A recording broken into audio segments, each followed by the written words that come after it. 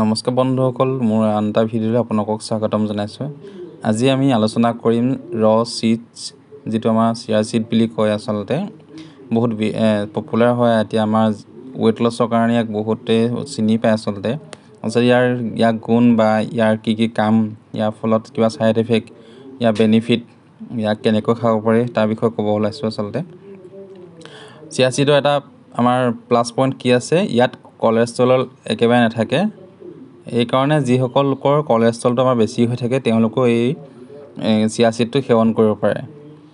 ইয়াক আচলতে কিছুমানে আমাৰ ওজন হ্ৰাস কৰাৰ কাৰণে ব্যৱহাৰ কৰা বুলিয়ে ভাবে, কিন্তু ইয়াৰ বহুতখিনি বেনিফিট আছে, যেনেকৈ আমাৰ শক্তিটো বৃদ্ধি কৰিব পাৰে আৰু উন্নত ৰঙৰ বৃদ্ধি কৰিব পাৰে। ব'লক আমি ভিডিঅ'টো আৰম্ভ কৰোঁ।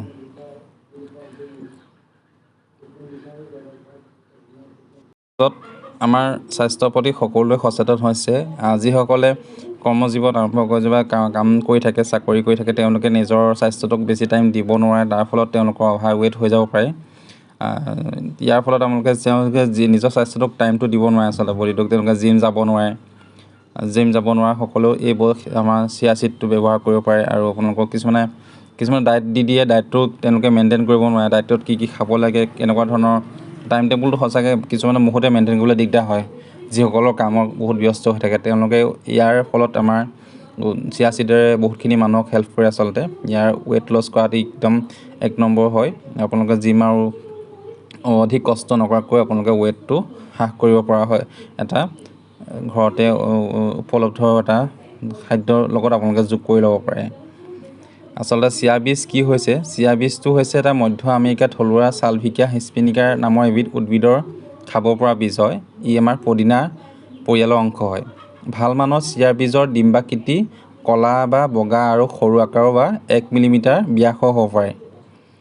এই বীজবিধ হাইড্ৰফিলিক, অৰ্থাৎ ইহঁতৰ পানীৰ যিটো আমাৰ প্ৰতি অধিক আত্মীয়তা থাকে আৰু ইহঁত ওজনতকৈ প্ৰায় 12 গুণ পানী ৰখাৰ প্ৰৱণতাটো থাকে। বীজবোৰ প্ৰায় পুডিং প্ৰস্তুত কৰাৰ বাবে ব্যৱহাৰ কৰে আৰু শস্যজাতীয় খাদ্যটো ইয়াক সুলভ মূল্য হিচাপে পোৱা যায়। 16 শতিকাৰ আগতে ইয়াক কুঁহিয়াৰ দৰে আমাৰ গুৰুত্বপূৰ্ণ খাদ্য শস্য হিচাপে ব্যৱহাৰ কৰিছিলে, কিন্তু আমাৰ লাহে লাহে এতিয়া আমাৰ ভাৰততো বা অসমতো ইয়াৰ প্ৰভাৱ বিস্তাৰ হৈছে। চিয়া বীজৰ প্ৰয়োজনীয়তাটো কি আচলতে? চিয়া বীজ পুষ্টিকৰ হয়। ইহঁত যথেষ্ট পৰিমাণৰ প্ৰ'টিন, আৰু অনুপুষ্টিকৰ পদাৰ্থ আৰু স্বাস্থ্যকৰ চৰ্বি থাকে। ইয়াৰ উপৰিও এণ্টিঅক্সিডেণ্ট প্ৰচুৰ পৰিমাণে থাকে, আৰু যি আমাৰ দীৰ্ঘদিনীয়া ৰোগৰ যিটো সম্ভাৱনাটো সেইটো হ্ৰাস কৰাত ই সহায় কৰে। বীজবোৰ খোৱাৰ সময়ত শৰীৰৰ বাবে প্ৰয়োজনীয় পুষ্টিকৰ উপাদানসমূহ বৃহৎ পৰিমাণে আমাৰ যোগান ধৰে, আৰু খাদ্যত বৃহৎ অংশ আমাৰ খোৱাত কাটি পেলোৱাত আমাৰ সহায় কৰে। আচলতে উচ্চ আঁহযুক্ত খাদ্য যেনে চিয়া বীজে ডাইভাৰ্টিকুলাইটিছ প্ৰতিৰোধ কৰে আৰু আমাৰ যিটো ভিতৰত বৃহদান্ত হয় ওচৰত চাবৰ প্ৰদাহত হ্ৰাস কৰে। চিয়া বীজৰ উপকাৰিতা। চিয়া বীজৰ উপকাৰিতাসমূহ বহু ধৰণৰ হ'ব পাৰে। ইয়াৰ প্ৰায় নগণ্য কেলৰি থাকে আৰু ই পৰিমাণৰ পুষ্টিকৰ উপাদান বহুতে ভৰ্তি হৈ থাকে। এণ্টিঅক্সিডেণ্ট প্ৰচুৰ পৰিমাণে থাকে, আৰু এই এণ্টিঅক্সিডেণ্টবোৰে আমাৰ চৰ্বিবোৰৰ ৰেডিঞ্চত হোৱা যিটো আমাৰ সেইটো বাধা দিয়ে। ইয়াত থকা কাৰ্বহাইড্ৰেটবোৰ আঁহযুক্ত হয়, যিহেতু আমাৰ সঠিক পাচন ব্যৱস্থাত সহায় কৰে। সেয়েহে চিয়া বীজে আমাৰ খোৱা খাদ্যৰ প্ৰতি যিটো পাচন ক্ৰিয়া সেইটো কামত ভালকৈ সহায় কৰে। ইয়াত প্ৰ'টিনৰ পৰিমাণটো অধিক থাকে, আৰু প্ৰ'টিনে আমাৰ শৰীৰৰ বাবে বহুতো প্ৰয়োজনীয় পুষ্টিকৰ উপাদান উৎপন্ন কৰে।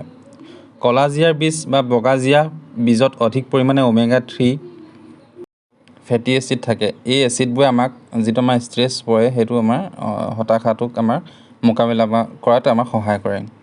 যিহেতু এই বীজবোৰ পুষ্টিকৰ হয়, সেয়েহে এই হৃদৰোগৰ বিৰুদ্ধেও যুঁজ দিয়াত সহায় কৰে। হাড়ৰ শক্তি বা কেলছিয়ামৰ পৰিমাণ বঢ়াই দিয়ে, আৰু টাইপ 2 ডায়েবেটিছ ৰোগীৰ তেজৰ শৰ্কৰা মাত্ৰাটো হ্ৰাস কৰাত ই সহায় কৰে। নতুন চিয়া বীজত সকলো 9টা প্ৰয়োজনীয় এমিনো এচিড আৰু যিবোৰ শৰীৰে উৎপন্ন নকৰে সেইবোৰ থাকে আচলতে। আৰু ভাইৰাছজনিত বা বেক্টেৰিয়াজনিত সংক্ৰমণৰ ফলত হোৱা সম্ভাৱনাখিনি আমাৰ দূৰ কৰি দিয়ে। ইয়াৰ পৰিমাণটো বেছি পৰিমাণ হোৱাৰ উপৰিও আমাৰ কিন্তু বহুত ভিতৰত আমাৰ পেটত ধুনীয়াকৈ ই চলাচল কৰিব পাৰে। এই বীজবোৰ খোৱাৰ ফলত আমাৰ যিটো আমাৰ দাঁতৰ স্বাস্থ্য সেইটো আমাৰ উন্নতি হৈ যায়। খাদ্যত ইয়াক সহজে অন্তৰ্ভুক্ত কৰিব পাৰি। ইয়াক আপোনালোকে পানীত তিয়াইও খাব পাৰে, বা শস্য বা কিবা খাদ্যৰ লগত স্মুদিং বা পুডিং বাতিত ব্যৱহাৰ কৰি খুৱাব পাৰে। আচলতে চিয়া বীজ কেনেকৈ গ্ৰহণ কৰিব পাৰে সেইটো এটা বহুত কেইজন মানুহৰ প্ৰশ্ন হৈ থাকে আচলতে, যে কেনেকৈ খোৱা হয় বা ইয়াক কেনেকৈ খাব পাৰি তাৰ বিষয়ে ক'ব ওলাইছোঁ। আচলতে চিয়া বীজৰ নিৰ্দিষ্ট কোনো আমাৰ নিজস্ব কোনো সোৱাদ নাথাকে। আচলতে সি চবতে মিলি যায়, যিকোনো ব্যঞ্জনত সি মিলি যাব পাৰে, আপোনালোকে যিকোনোতে তাতে খাব দিব পৰা হয়। আচলতে মই এটা আপোনালোকক চবতকৈ ইজি কেনেকৈ ব্যৱহাৰ কৰিব পাৰে তাৰ বিষয়ে ক'ব ওলাইছোঁ। আচলতে চিয়া বীজৰ কাৰণে আপোনালোকে অন্য একো কৰিব নালাগে, এগিলাচ আমাক কুহুমীয়া গৰম পানী ল'ব লাগে। ৰাতি খোৱাৰ পিছত, ৰাতি যেতিয়া হয় এনেকুৱা 1 চামুচ আপোনালোকে দেখিব পাৰিছে, 1 চামুচ এনেকুৱা চিয়া চিডটো আপোনালোকে ল'ব পাৰে আৰু এনেকুৱা এগিলাচ পানীত আপুনি এইখিনি তিয়াই দিব পাৰে। তেতিয়া এইটো ইজি হয় আৰু আপোনালোকক খাবৰ কাৰণে সুবিধা হয় আৰু সোনকালে কামো কৰে। বেছি দিব নালাগে আচলতে, এগিলাচ পানীত এনেকুৱা 1 চামুচ, আমাৰ যিখন চামুচ 3 চামুচ ব্যৱহাৰ কৰোঁ আমি, আৰু ইয়াক ধুনীয়াকৈ আকৌ মাৰি এয়াৰটাইটত ধুনীয়াকৈ মাৰিবা, ক'ৰবাত টেমাত খাপৰ ভাল টেমাত থৈ দিব লাগে। আৰু আপোনালোকে দেখিছে ইয়াক এনেকৈ পানীত ইয়াক গুলি দিয়া মাত্ৰ সি গোল খাই যায়। আচলতে লগালগ হেৰি হৈ নাযায়, কিছুমান বস্তু উপঙি থাকে, কিছুমান তললৈ গুচি যায়। এনেকৈ আপোনালোকে যিমান পাৰে ৰাতি আপুনি ভাত পানী খোৱাৰ পিছতো আপোনালোকে এনেকৈ ৰাতিটোৰ বিষয়ে তিয়াই থৈ দিব পাৰে।